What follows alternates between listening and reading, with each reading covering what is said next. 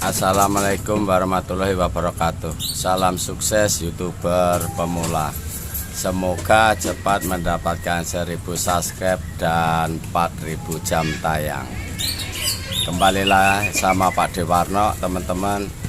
Kita akan bongkar rahasia atau cara menjadi konten kreator YouTube yang sukses, bisa mendapatkan penghasilan secara rutin dan besar sesuai dengan karya teman-teman.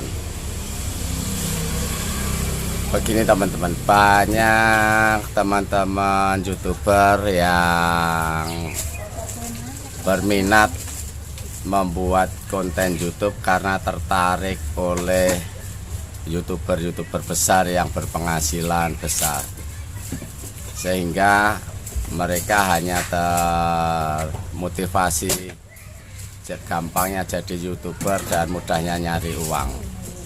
Hal itu memang nggak salah, hal itu sudah tepat, tapi caranya yang kurang tepat, teman-teman. Nah, bagaimana caranya Pak Dewarno? Nah, kita akan bongkar, teman-teman. Sebenarnya YouTube itu tidak memberi gaji. Sama sekali YouTube tidak memberi gaji. Teman-teman harus pahamin itu dulu. Nah, dari mana penghasilan dari YouTuber begitu besarnya? Itu dari hasil karya konten kreator, banyak video, banyak yang bermanfaat dan menghibur, banyak penonton, sehingga ada peminat advertising, memasang iklan, teman-teman.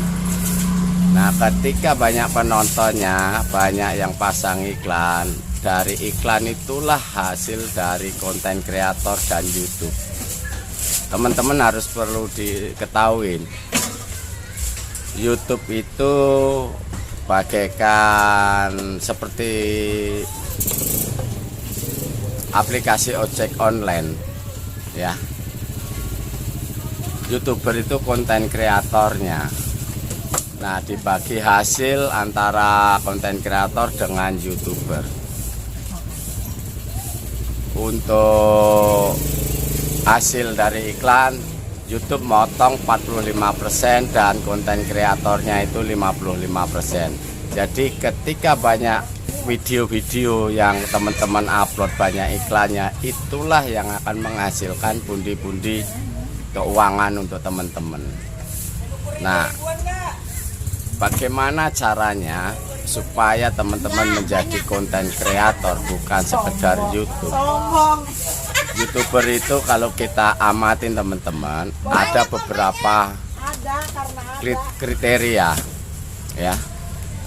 Kita akan ceritakan dulu. YouTuber itu ada beberapa kriteria kalau kita melihat di konten-konten YouTube, ya.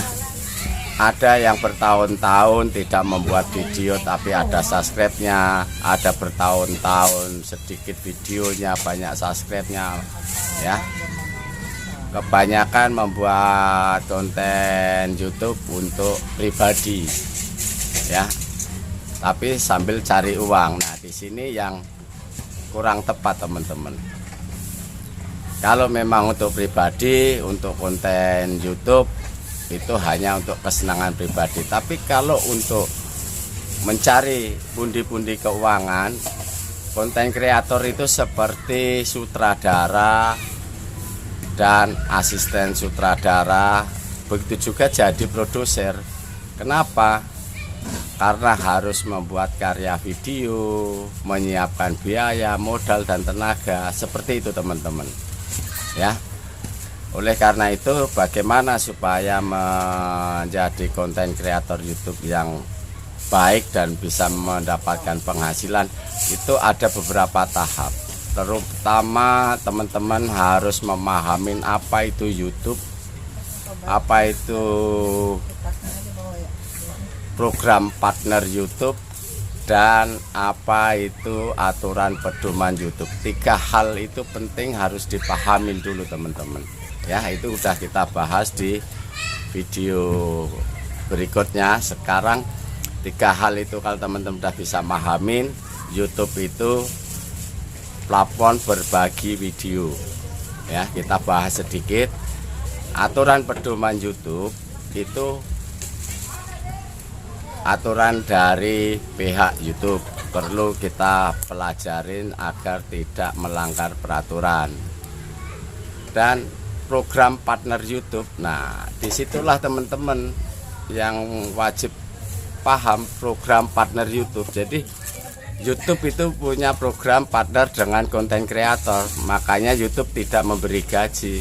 Ketika teman-teman bilang dapat gaji dari YouTube, itu tidak paham apa itu program partner YouTube, teman-teman. Ya, coba dipelajarin lebih dalam lagi, lebih luas lagi, sehingga tidak salah persepsi, teman-teman. Ya, ketika 3 itu udah dipahamin, berarti kalau teman-teman pengen jadi YouTuber, jadilah konten kreator, teman-teman. Nah, apa itu konten kreator? Yaitu sebagai orang yang kreatif, inovatif, produktif, membuat video-video untuk diupload ke channel YouTube teman-teman. Nah, hal inilah yang perlu teman-teman lakukan. Gali potensi diri teman-teman, tingkatkan kemampuan teman-teman. Ya. Sebelum melangkah membuat channel, pahamin 3 hal tadi, baru menempatkan diri sebagai konten kreator. Nah, sebagai konten kreator ada 3 hal perlu dipahamin. Pertama, teman-teman harus meningkatkan kemampuan membuat video dengan cara belajar ilmu kameramen. Yang sederhananya tentang pengambilan gambar, angle-nya, fokusnya, lighting-nya, audionya, hal-hal itulah yang harus teman-teman pelajarin lebih dalam, pelajarin lebih luas agar teman-teman bisa membuat video yang bagus. Ya. Yang kedua, teman-teman harus mempelajari ilmu editing. Dalam ilmu editing ini akan mengemas video-video yang teman-teman buat agar lebih menarik dan lebih bagus, sehingga enak dilihat dan bisa membuat thumbnail atau sampul video yang menarik, sehingga orang akan penasaran dan tertarik dengan video teman-teman. 2 hal itu penting, teman-teman. Jadi belajar membuat video, belajar editing, ya. Tuh, tempatkan di situ dulu. Dan latihan dulu membuat video-video yang menarik. Bagaimana menarik? Menarik itu yang mengandung, menghibur dan bermanfaat, teman-teman. Itu sangat menarik, kan gitu. Bisa menghibur dan memberikan manfaat. Itulah video yang menarik. Video yang bagus apa? Gambarnya tidak goyang, cahayanya cerah, suaranya jelas. Nah, seperti itu, teman-teman, ya.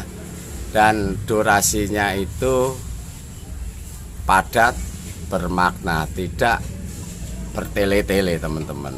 Nah, di sini dulu faktor kedua, teman-teman. Jadi teman-teman udah memahamin apa itu aturan YouTube, pedoman YouTube, dan YouTube, program partner YouTube. Teman-teman posisinya di sebelah sini, ya, sebagai partnernya. Jadi siapkan dulu diri teman-teman. Nah, bagaimana cara membuat kontennya, membuat videonya? Di Padewarna ada cara-cara membuat konten yang sederhana, yang mudah, baik untuk ibu rumah tangga, istilahnya untuk pembantu rumah tangga, atau orang di pedesaan. Kita buat contohnya channel-channel YouTube video yang mudah dibuat di channel Padewarna.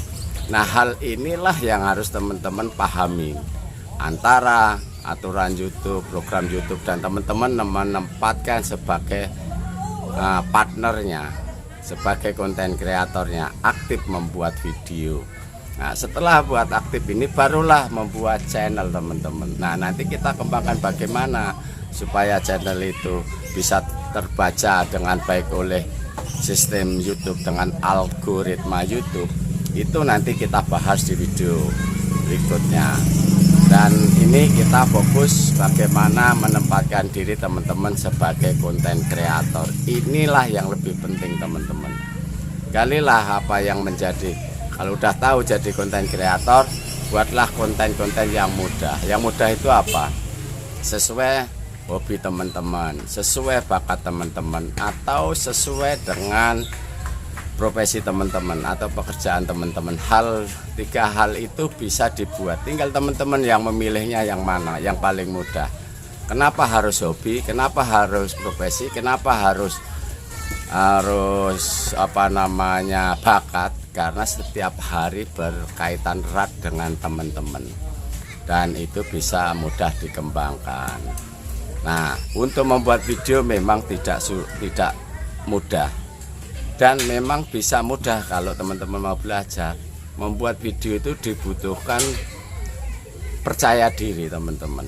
Nah, ketika bisa percaya diri, bisa membuat video di mana aja. Ini kuncinya, bisa percaya diri. Sekali lagi, bisa percaya diri itu dengan banyak belajar dan latihan teman-teman. Inilah pentingnya menempatkan diri sebagai konten kreator partner YouTube, sehingga target teman-teman mendapatkan penghasilan yang besar itu mudah tercapai. Bukan sekedar jadi YouTube mengejar subscribe, mengejar jam tayang, segera dimonet, terus mengharapkan gaji. Nah, di sini yang tidak memahami dua hal ini teman-teman. Tapi kalau memahami dua hal ini, kita tidak usah ngejar subscribe, nggak usah ngejar jam tayang, nggak usah minta-minta subscribe. Ketika kita udah konsisten membuat video, subscribe, jam tayang, monetisasi itu datang dengan sendirinya, dengan sesuai video teman-teman buat, dengan sesuai video-video yang teman-teman buat menarik, menghibur dan bermanfaat. Pasti subscribe, jam tayang, monet itu dengan sendirinya akan datang. Jangan pikirkan monet, jangan pikirkan subscribe, jam tayang.